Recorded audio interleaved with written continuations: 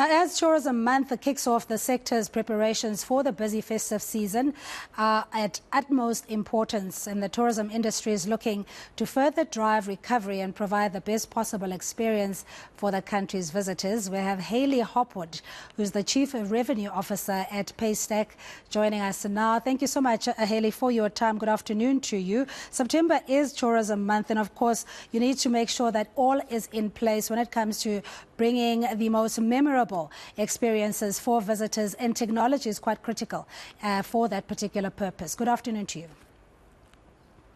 Thank you. Thank you for having me. Yes, I think technology has played a significant role in transforming the tourism industry over the last years, particularly through mobile apps. So travellers can use mobile apps for booking flights, accommodation, and all sorts of activities. So it's really important for South African tourism businesses to start thinking around ways in which they can build their own apps and provide information and build loyalty into programs and have those tourists wanting to return. I think we've also seen a massive uptick in sort of virtual reality and augmented reality as well. So VR and HR can offer virtual tours to destinations and attractions prior to arriving, so it allows potential travellers to get a feel for the place before actually making that booking. I think the other thing to take into consideration is the impact that social media has had and user-generated content. So tourism businesses can really leverage from marketing on these platforms. And a good example of this can come from the UK booking site lastminute.com. It used TikTok to promote a new range of flights and hotel packages to young travellers looking to beat the January blues.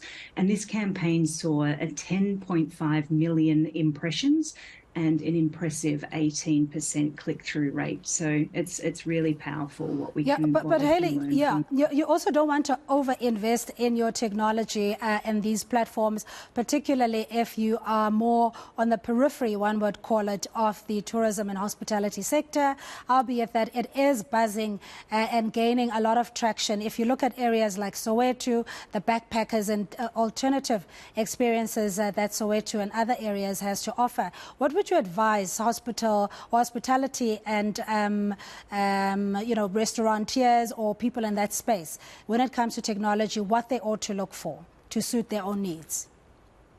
I think it's really understanding your audience. So using big data and analytics to really know and specifically tailor your technology to that cohort of customers. So looking to sort of attract through social media and using those insights, using referrals, using people who are doing reviews on certain platforms, and then also influencers. So people are wanting that immersive experience, but they're also wanting to see how other people have viewed and sort of understood it. So I think it's a cheaper way to sort of get your messaging out there by using sort of peer-to-peer information.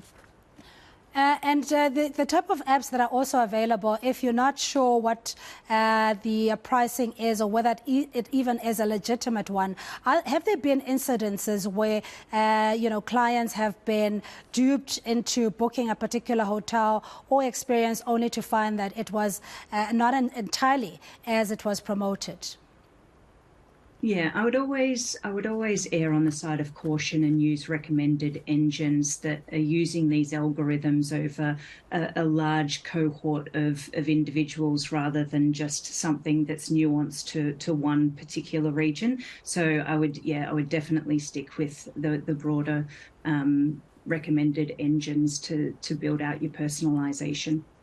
Yeah, the SMEs market, of course, the cornerstone that has tremendous potential to not only change the trajectory of the township economies, but also to provide much needed employment. Has there been much revenue injection and efforts being made to at least capacitate that sector to a point where it provides an adequate alternative to the mainstream hotel groups, etc.?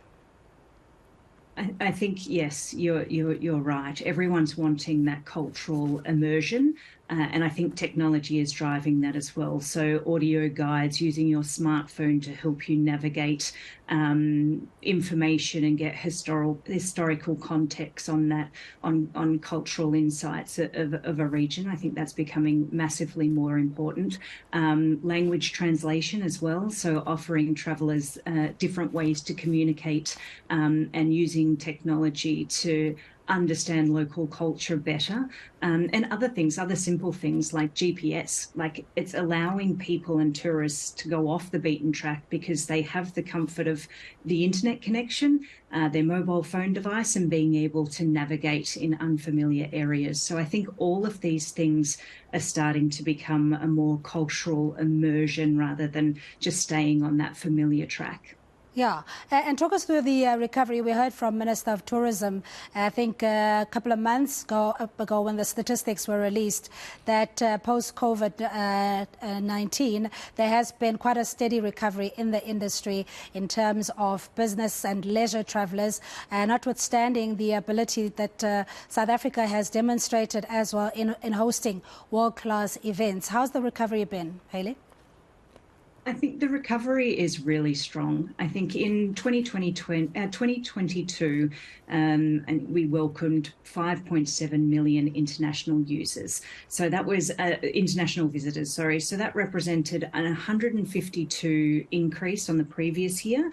We're not near where we were pre-COVID, but we're certainly getting there at a fast speed. And there are green shoots beginning to appear. I think last month, Cape Town International Airport said that it's back to pre-pandemic levels. So we're seeing it grow, and we're seeing it grow quite fast. Yeah, but even in this constrained economy, people still need a break. And if you plan adequately, you could even just explore an area around your town or even in your province. It doesn't necessarily have to be an international travel. How has the domestic travel improved in that sense?